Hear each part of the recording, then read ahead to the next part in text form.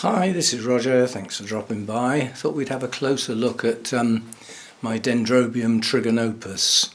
The main reason is this is my third plant and it's the first one I've ever got to bloom.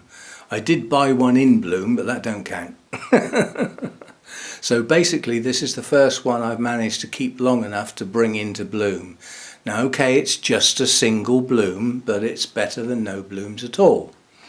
Now the plant itself is showing no signs of new growths yet.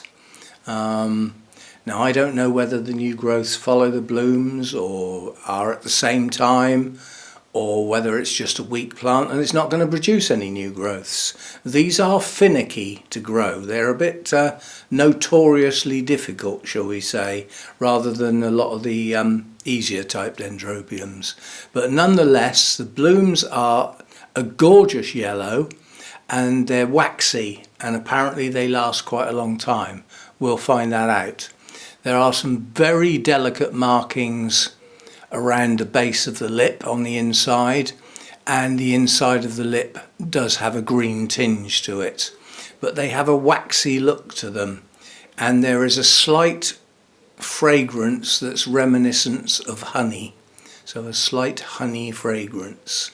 These are not large blooms, not large at all, but nonetheless they're very attractive. Now if I could grow on a plant into a reasonable size where we could get several blooms, because it is possible to get more than one bloom per spike, it would be quite a sight when it came into bloom. But it's a strange one. It only seems to be found growing on tree trunks.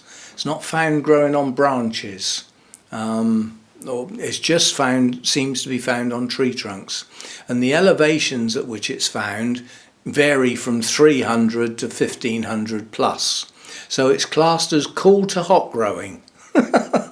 In other words, it's temperature tolerant in the main.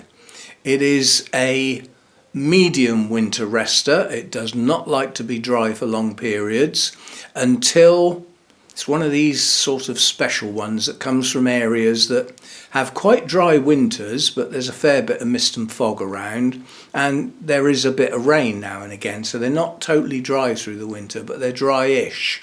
But then as the spring arrives, the rain stops and the temperature rises a bit, so they have a slightly warmer, dry end to the winter.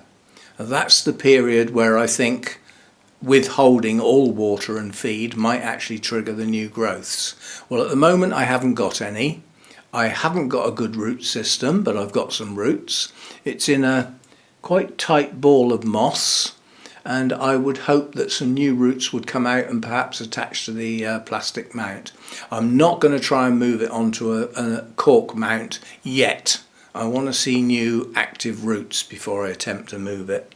As I said, it is a bit finicky, this one, but nonetheless, this came from Trey Saunders at the RHS Rosemore event that I went to last year, and it's quite comical actually when I picked it up. He said, "Oh, you're going to try that one again, are you?" He remembered that I'd already had one from him, and the one prior to that I had, I got might have been the last time we were at Malvern, or it might have been at the NEC, but I ordered one from him to bring to the show for me to pick up, so I didn't have to muck about with postage. And he had two, but he had one in bloom in his display, and he looked at me, he looked from side to side and he went, "Do you want that one?" I said, "Well, you're not supposed to touch your display." He said, "Who's going to know?" So I brought home one that was in bloom, but that one didn't make it.